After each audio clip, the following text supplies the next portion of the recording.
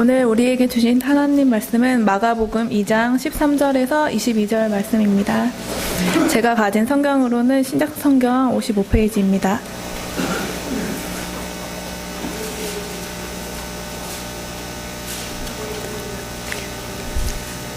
제가 성경을 받들어 봉독하겠습니다. 예수께서 다시 바닷가에 나가심에 큰 무리가 나왔거늘 예수께서 그들을 가르치시니라. 또 지나가시다가 알페오의 아들 레위가 세간에 앉아 있는 것을 보시고 그에게 이르시되 나를 따르라 하시니 일어나 따르니라. 그의 집에 앉아 잡수실 때에 많은 세리와 죄인들이 예수와 그의 제자들과 함께 앉았으니 이는 그러한 사람들이 많이 있어서 예수를 따름이러라. 바리새인의 서기관들이 예수께서 죄인 및 세리들과 함께 잡수시는 것을 보고 그의 제자들에게 이르되 어찌하여 세리 및 죄인들과 함께 먹는가? 예수께서 들으시고 그들에게 이르시되 건강한 자에게는 의사가 쓸데없고 병든 자에게라야 쓸데있느니라. 나는 의인을 부르러 온 것이 아니요 죄인을 부르러 왔노라 하시니라. 요한의 제자들과 바리새인들이 금식하고 있는지라. 사람들이 예수께 와서 말하되 요한의 제자들과 바리새인의 제자들은 금식하는데 어찌하여 당신의 제자들은 금식하지 아니하나이까? 예수께서 그들에게 이르시되 혼인집 손님들이 신랑과 함께 있을 때 금식할 수 있느냐? 신랑과 함께 있을 동안에는 금식할 수 없느니라. 그러나 신랑을 빼앗길 날이 이르니 그날에는 금식할 것이니라. 생배 조각을 낡은 옷에 붙이는 자가 없나니 만일 그렇게 하면 새 것이 낡은 그것을 당기어 헤어짐이 더하게 되느니라. 새 포도주를 낡은 가죽 부대에 넣는 자가 없나니 만일 그렇게 하면 새 포도주가 부대를 터뜨려 포도주와 부대를 버리게 되리라. 오직 새 포도주는 새 부대에 넣느니라 하시니라. 아멘. 오늘 설교 제목이 바뀌어졌어요. 설교 제목이 현명한 그리스도인인데 주보하고 이게 잘못됐어요. 이해해 주시기 바랍니다. 어느 병원에 아주 실력이 있는 간호사가 있었어요. 근데 그 병원에서 아주 이름이 나 있고 실력이 있는 그런 간호사였습니다. 근데 어느 날 밤늦게 그 병실을 방문해가지고 잠을 곤히 자고 있는 환자를 깨웠습니다. 환자가 놀라가지고 아니 뭐 내가 잘못한 거 있느냐고 그렇게 간호사에게 물었더니 간호사가 말하기를 수면제 먹을 시간입니다. 그러더래요. 똑똑하고 실력 있고 정직한 간호사죠. 우리 사회도 한때 열심히 일 잘하는 사람이 성공하는 때가 있었습니다. 하지만 지금은 열심히 일만 한다고 되는 것이 아닙니다. 지금은 창의적이고 아주 현명한 그 능력과 노력이 필요한 시대입니다. 신앙생활도 성숙한 자리로 우리가 나아가야 합니다. 뭘 열심히 하기는 하는데 만약에 내 안에 내면에 변화가 없다면 얼마나 우리 스스로 생각해도 어렵습니까? 오늘 마가복음 2장 서두에 예수께서 중풍병자를 고치신 다음에 2장 12절을 보면 사람들의 말이 우리가 이런 일을 도무지 본 적이 없다. 이런 이야기를 합니다. 말하자면 초자연적인 역사를 보고 놀랐던 것이죠. 하지만 주님이 하신 일 중에 가장 큰 기적은 그런 것이 아니었습니다. 병을 고치고 귀신을 내쫓고 능력을 행하는 그런 것이 아니었어요. 오히려 십자가에 죽으시고 그 보혈의 피로 죄를 용서해 주는 바로 그 사건이었죠.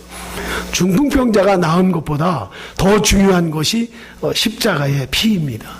그것은 죄를 용서해 주는 죄사함과 은혜의 절정이기도 하고 우리에게 주신 유일한 선물입니다. 그런데 이 땅에서 죄사함을 받고 구원을 받은 자들의 죽은 양심이 살아나고 영이 살아나고 새 사람이 되는 것, 이것만큼 큰 기적은 없습니다. 그러니까 여러분들이나 제가 예수를 믿으면서 가장 큰 기적은 내가 예수를 믿음으로 구원받은 것이고 하나님을 내가 아버지로 부르는 것, 이것보다 더 큰 기적은 없습니다. 신앙생활도 그래서 우리가 계속 성숙한 자리로 나가는 거죠. 자, 그럼 어떻게 하면 우리가 현명한 그리스도인의 삶을 살 것인가? 어떻게 시작되는가? 첫 번째 그 부분을 살펴보려고 그래요. 여기 아주 중요한 진리가 숨겨져 있는데요. 주님께서 마태를 부르시기 전에, 마태는 세리였습니다. 이 세리를 부르시기 전에 13절에 다시 바닷가에 갔다. 영어에 again 그랬어요. again. 다시 바닷가에 나가셔서 무리들에게 말씀을 가르치십니다. 여기 가르침에 우리가 주의해야 합니다. 예수님은 이전에 베드로, 안드레, 야고보, 요한을 부르실 때도 부르시기 전에 먼저 예수님이 말씀을 가르쳤어요. 마가복음 1장 14절과 15절에 보면 때가 찼고 하나님 나라가 가까웠으니 회개하고 복음을 믿으라는 이 말씀을 가르치신 다음에 그 다음에 제자들을 4명의 제자를 부르셨어요. 그리고 오늘 본문에도 바닷가에서 먼저 가르치시고 그리고 그 다음에 마태를 부르시는 장면이 나옵니다. 여기 가르쳤다라는 이 가르침은 미완료 시제예요. 동사에서 미완료 시제인데 이것은 뭘 말하냐면 어제도 가르치셨고 오늘도 가르치시고 계속해서 가르치신다는 뜻입니다. 그 가르침을 받고 난 다음에 주님이 제자를 부르실 때 그들이 모든 것을 다 버려두고 주님을 따랐습니다. 그러면 왜 그 제자들은 그렇게 잘 따르는데 우리는 잘 못 따르는가? 우리도 주님을 따를 때 주님이 부르실 때 동일한 방식을 가지고 따를 수 있어야 돼. 그 동일한 방식이 뭐냐면 하나님의 말씀을 먼저 잘 우리가 배울 수 있어야 돼요. 잘 가르치고. 예수님이 이 땅에 와서 3가지 중점적으로 하신 사역이 있어요. 그게 뭐냐면 예수님이 첫째는 가르치시고 3가지 하셨어요. 2번째는 전파하시고 3번째는 고치시고 이렇게 했어요. 가르치시고 전파하시고 고치시고 영어로 teaching 하시고 그 다음에 선포하셨어요. preaching 하시고 3번째는 healing 하셨어요. 이 3가지 일을 주님은 반복적으로 이 땅에서 하신 거예요. 그 중에 오늘 가르치심에 대한 부분을 우리가 나눈 겁니다. 우리도 계속해서 배우는 종이 되어야 되고 그런 변화의 결단이 우리에게 필요합니다. 어느 부인이 교회에 가는 것을 남편이 그렇게 박해했어요. 남편이 절대 교회 가면 안 된다. 교회 가지 마라. 당신 이제 교회 가면 내가 죽일 거야 그래야 돼. 죽이겠다고 이렇게 엄포를 놨어요. 엄포가 아니라 실제로 했는지 하여튼 죽이겠다고 해서 도무지 견딜 수가 없어서 자기가 다니는 교회 담임 목사님에게 가서 상담을 했습니다. 목사님께 말합니다. 목사님, 제 남편이 교회를 나가면은 저를 죽이겠다고 합니다. 내가 어떻게 하면 좋겠습니까? 그랬더니 그 목사님이 듣고서 하시는 말씀이 아니 뭘 그걸 가지고 걱정하느냐고 그냥 인내하고 견디라 그렇게 이야기했어요. 그런데 뭐 한 주간 지나갔는데 그 다음 주일날 또 와가지고 그 부인 집사님이 뭐라고 하냐면 목사님 큰일 났습니다. 뭐가 이렇게 큰일 났느냐고. 이제 계속 교회에 나간다고 정말 고집을 부리면 목사님 죽이겠답니다. 그러더래요. 그랬더니 이 말을 듣고 나서 목사님 하시는 말씀이 그러면 다른 교회로 가라고 그랬대요. 사실 남이 겪는 시험과 어려움은 쉽게 말하면서 정작 내가 당하면 아주 속수무책인 그런 케이스가 있죠. 왜 그럴까요? 제자들을 부르는 동일한 방식 아래 이들이 거하지 못했기 때문에 그래요. 즉 하나님의 말씀, 진리의 말씀을 배우지 못했기 때문에 그렇습니다. 이것을 볼 수 있어야 제자예요. 주님은 사람을 부르시는 것보다 먼저 가르치시는 것을 먼저 했어요. 그래서 교회에서 일꾼을 세우거나 어떤 직분을 갖게 할 때 먼저 가르침 받아야 돼요. 근데 우리 교회 처음 오시는 분들도 저하고 성경 공부하잖아요. 같이 처음 하나님 말씀 배우고 예수 믿는 길이 무엇인가 또 이미 예수 믿었어도 다시 확인하잖아요. 주님이 세관에 앉아있는 레위를 부르셨다 그랬어요. 그리고 그가 주님을 따릅니다. 따른 다음에 그의 이름을 레위라는 이름에서 마태라는 이름으로 바뀌었어요. 여러분 이 레위라는 이름은 원래 친근한 자라는 뜻이에요. 그런데 마태라는 그 이름은 하나님의 선물이라는 뜻입니다. 주님은 그의 이름을 바꾸었어요. 세리를 제자로 바꾸는 순간을 말하는 겁니다. 원래 레위의 직장은요, 가버나움의 국립세관원이었어요. 교통의 요충지라서 세금을 많이 거둘 수 있는 곳이고, 이런 직장을 선호했고, 심지어 돈을 주고 그 당시 그 직장을 구하는 그런 자리였습니다. 그런데 날 따르라는 말에 한마디에 모든 걸 포기하고 일어나 쫓았습니다. 그는 많은 것을 누리고 있던 사람이고, 어떻게 보면 인간적으로 편안함과 안락함을 가지고 있었어요. 그런데 그 포기하고 주님을 따릅니다. 이것이 주님의 가르침을 받은 자에게서 나오는 진짜 힘이기도 하고 진짜 능력이기도 합니다. 예, 이것은 말씀을 배우는 자에게 일어났던 성경의 아주 독특한 사건입니다. 우리가 하나님의 말씀에 헌신할 때 소망을 깨달을 수 있어요. 그리고 주님을 쫓을 수가 있습니다. 우리 교회가 이런 사명을 감당하고 영적인 부흥을 진정으로 영적인 회복을 원한다면 하나님의 말씀을 잘 가르쳐야 되고 하나님의 말씀을 잘 배워야 합니다. 하나님의 말씀을 배워야 진정한 영적인 내적인 혁명이 일어나요. 그리고 주님의 바닷가 사역, 바닷가에서 말씀을 가르쳤던 그 불편하기 짝이 없던 그 바닷가에서 사람들이 시끄럽고 왔다 갔다 하는 그런 그 바닷가에서 예수님은 말씀을 전하셨어요. 그러셨을 때 주님을 따르는 자들이 우리가 사는 베드로, 요한, 야고보, 요한이, 안드레가 주님을 따르는 역사가 일어났어요. 우리가 하나님의 말씀을 배우고 가르침을 받으면 더 많은 주의 제자가 늘어나고 우리 교회만이 아니라 하나님의 나라를 확장하는 그런 역사가 우리 교회를 통해서 나타날 줄로 믿습니다. 감리교를 창시했던 요한 웨슬리 목사님이 있어요. 대단한 분이었어요. 예, 근데 목사가 되고 나서도 구원의 확신이 없었어요, 이분이. 구원의 확신이 없어서 늘 의심에 빠졌습니다. 그러다가 종교개혁자인 마틴 루터가 썼던 그 로마서 주석이 있어요. 그 서문을 읽다가 그가 주님을 발견하고 구원의 확신을 가졌고 기쁨이 밀려오기 시작하면서 거듭남의 체험을 했다고 그랬어요. 그런데 그 거듭남의 체험을 했는데 한 가지 문제가 뭐냐면 자꾸 기쁨이 사라지는 거예요, 마음에서.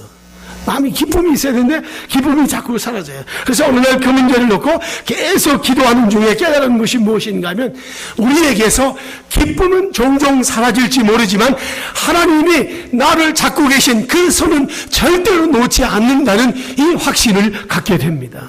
그리고 그런 혼란에서 벗어나 하나님의 말씀 속에서 그가 강해짐을 다시 한번 깨닫게 되었습니다. 그러므로 우리들도 신앙적인 혼란이 올 때에는 우리가 정신을 차려야 돼요. 그때는 여러분의 집안에서든지 교회 안에 오든지 하나님의 말씀을 펴고 말씀에 귀를 기울이고 우리가 기도의 골방에서 말씀을 펴들고 말씀을 읽고 듣는 그런 시간을 우리가 가져야 됩니다. 여러분, 신앙은요 간단해요. 진짜 간단하게 말하면 두 가지예요. 성경 읽고 기도하면 잘하게 돼 있어요.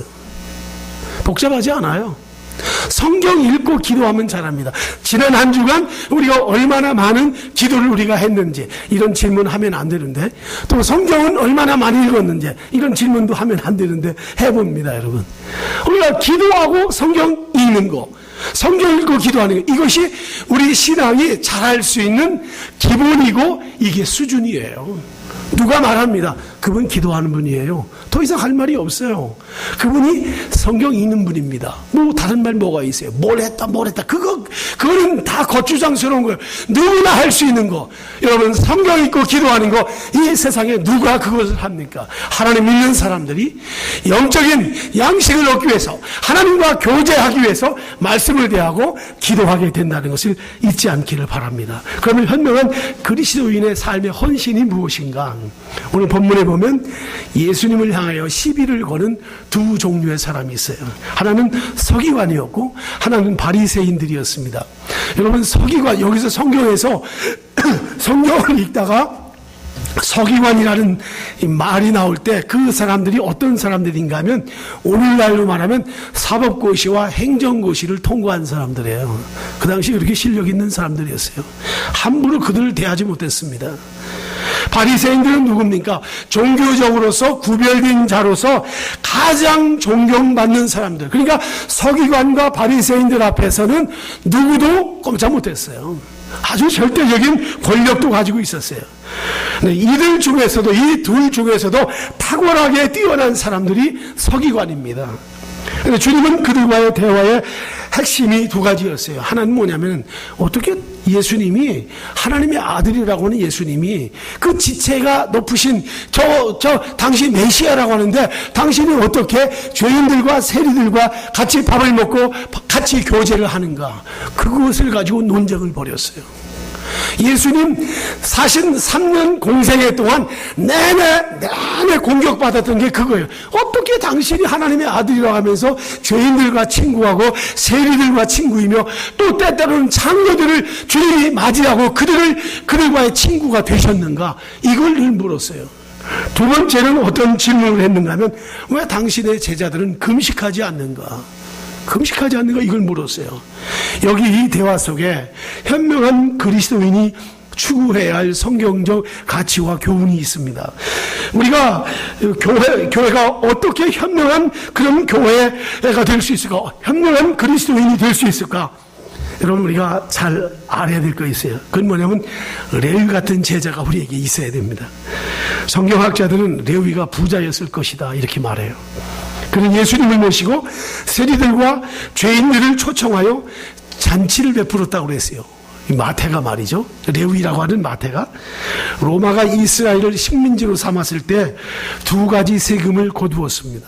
하나는 토지세 같은 건데요. 이걸 로마 정부에 내게 했고, 두 번째는 지방세를 걷게 해서 세금 청부업자들에게 줬어요. 원래 첫 번째 그 토지세 같은 이 세금은 로마 정부가 매년 할당량을 줍니다. 1년에 여기에서 세금을 얼마를 걷어라. 그러면 그걸 빨리 걷습니다. 걸어가지고 정부에 바치고, 그 나머지는 세금 걷는 세무, 이런 세관원 밑에 청부업자들을 둬가지고 그들이 나가서 또 세금을 걷는데, 강제로 걷고 포악하게 이렇게 무자비하게 자기 동족들에게 세금을 거두어서 착취했습니다.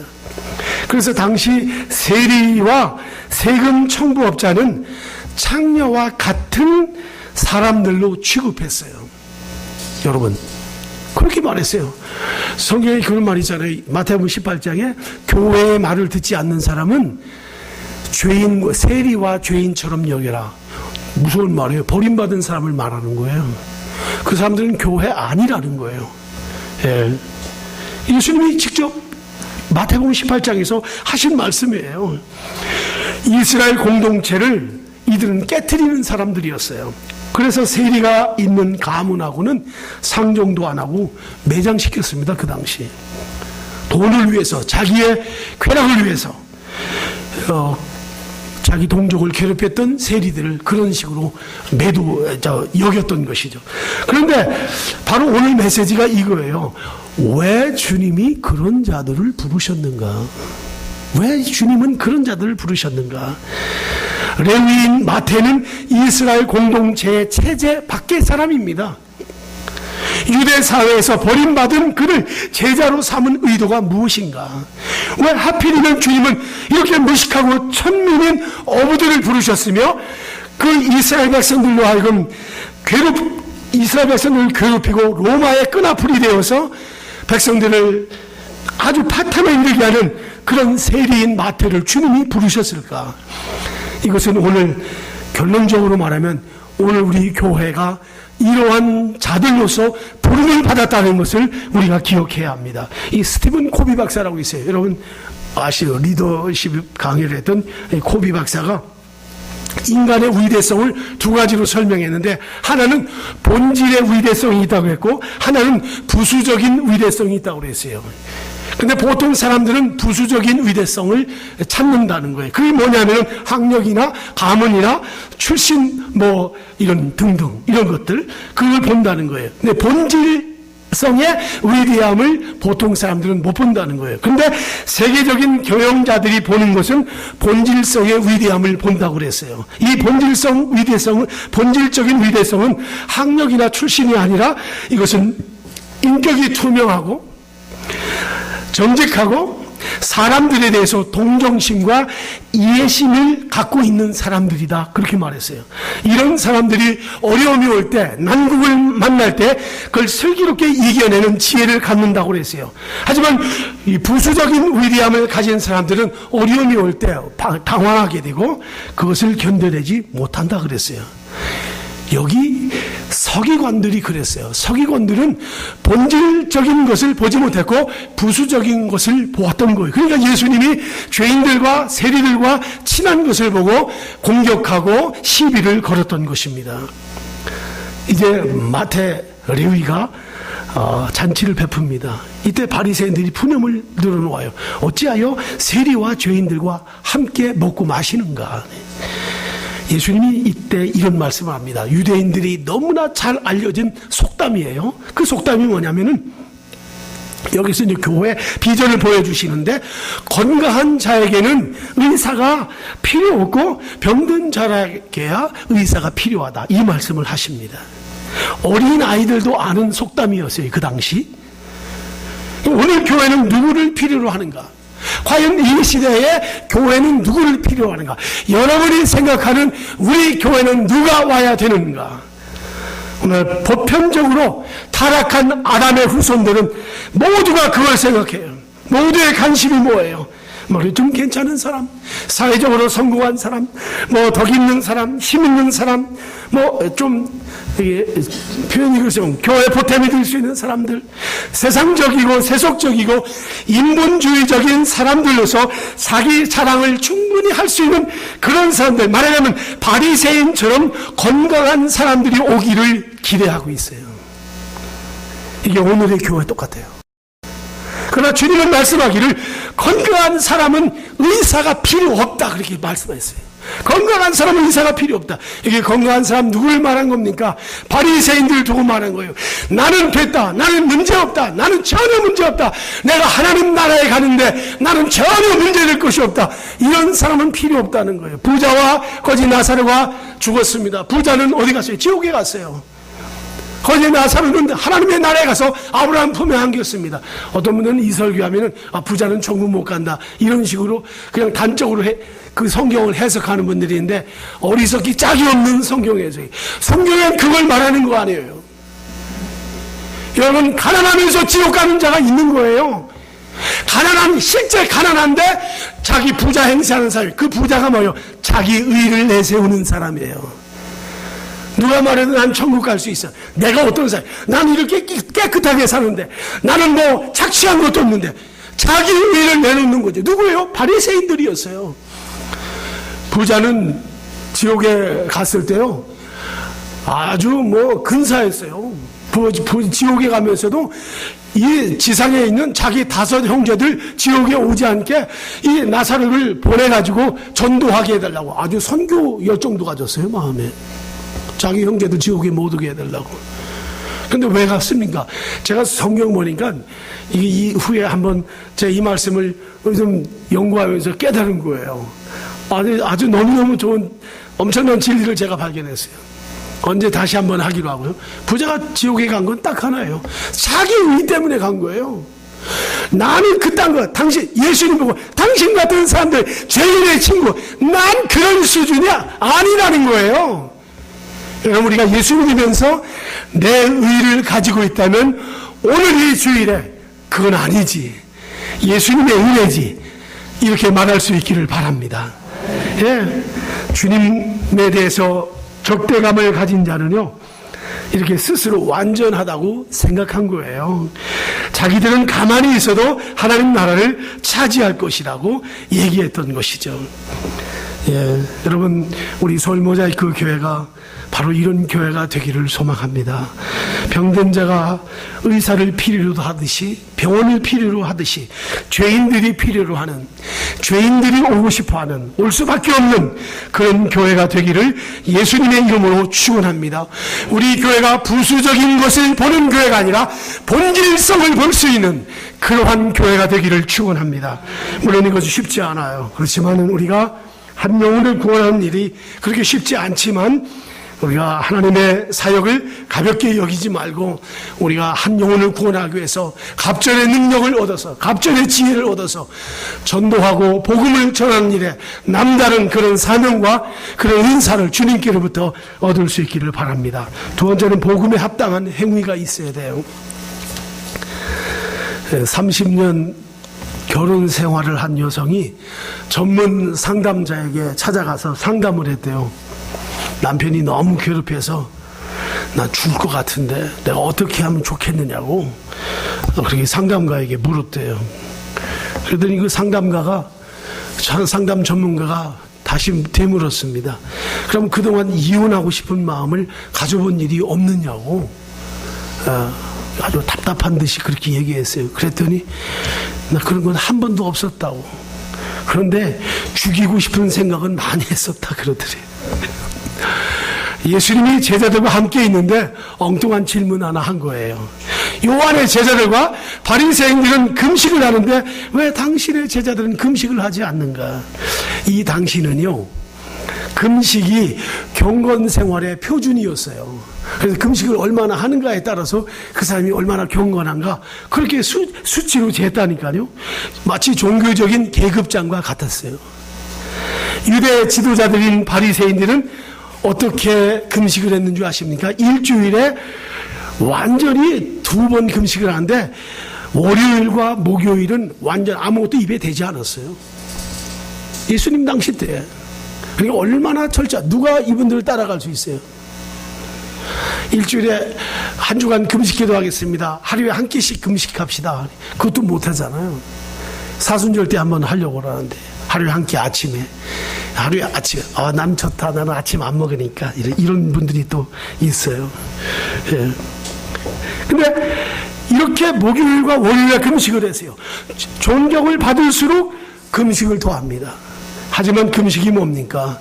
금식은요, 성경에서 말하는 금식은 민족적인 죄를 회개할 때, 두 번째는 자신의 죄를 회개할 때, 세 번째는 절박한 하나님의 도움이 필요할 때, 그럴 때를 제외하고는 금식하라고 말하지 않고 있어요. 아무 데나 금식하는 게 아니에요. 예.